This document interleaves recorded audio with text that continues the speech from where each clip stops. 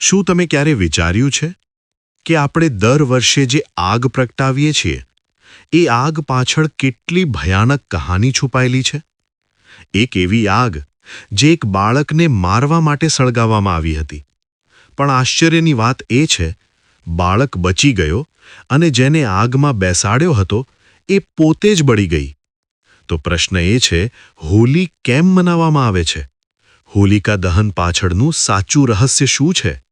આ કોઈ સામાન્ય તહેવાર નથી. હોલી એ સત્ય અને અહંકાર વચ્ચેની સૌથી મોટી લડાઈની યાદ છે. ઘણા સમય પહેલા એક એવો રાજા, જેનું નામ હિરણ્યકશ્યપ હતું, જે પોતાને જ ભગવાન માનવા લાગ્યો. તેને લાગતું હતું કે હવે દુનિયામાં મારી સિવાય કોઈ શક્તિ નથી. એટલો ઘમંડી હતો કે કહેતો કે મારી જ પૂજા થવી જોઈએ. પણ એ જ રાજાનો પોતાનો દીકરો પ્રહલાદ ઈશ્વરનો સાચો ભક્ત હતો. પિતાએ પ્રહલાદને બહુ જ સમજાવ્યો, ડરાવ્યો, સજા આપી, પણ દીકરાની ભક્તિ તૂટી નહીં. અને પછી રાજાએ એ નિર્ણય લીધો જે કોઈ પિતા પોતાના દીકરા માટે લઈ ન શકે. તેણે પોતાની બહેનને બોલાવી, જેનું નામ હોલિકા હતું. હોલિકાને વરદાન હતું કે આગ તેને બાળી શકશે નહીં. યોજના તૈયાર થઈ. બાળકને હોલિકાની ગોદમાં બેસાડવામાં આવ્યો, ચારે બાજુ લાકડા ગોઠવાયા અને આગ પ્રગટાવી દેવામાં આવી. આગની લપેટો આકાશને સ્પર્શવા લાગી. લોકોને લાગ્યું હવે તો બધું પૂરું. પણ એ જ ક્ષણે એક ચમત્કાર થયો. બાળક પ્રહલાદ આગમાંથી સલામત બહાર આવ્યો અને હોલિકા આગમાં બળી ગઈ.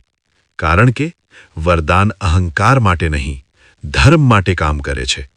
અહીંથી શરૂ થઈ હોલિકા દહનની પરંપરા. હોલિકા દહનનો અર્થ ફક્ત આગ સળગાવવાનો નથી. એનો અર્થ છે આપણા જીવનની બધી બુરાઈઓને આગમાં સળગાવી દેવી. અહંકાર, ખોટા વિચારો, ઈર્ષ્યા, દ્વેષ, અને પછી બીજા દિવસે રંગો સાથે નવી શરૂઆત કરવી. એટલે જ હોલી રંગોનો તહેવાર છે. હવે પ્રશ્ન થાય છે, 2026માં હોલિકા દહન ક્યારે છે?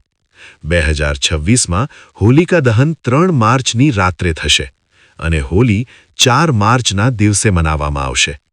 તો જ્યારે આ વર્ષે હોલિકાની આગ જુઓ, ત્યારે ફક્ત આગ નહીં જોતા, એ આગમાં તમારું ઘમંડ, તમારી નકારાત્મકતા અને તમારી ખરાબ આદતો પણ સળગાવી દેજો. કારણ કે હોલીનો સાચો અર્થ અહીં જ છુપાયેલો છે.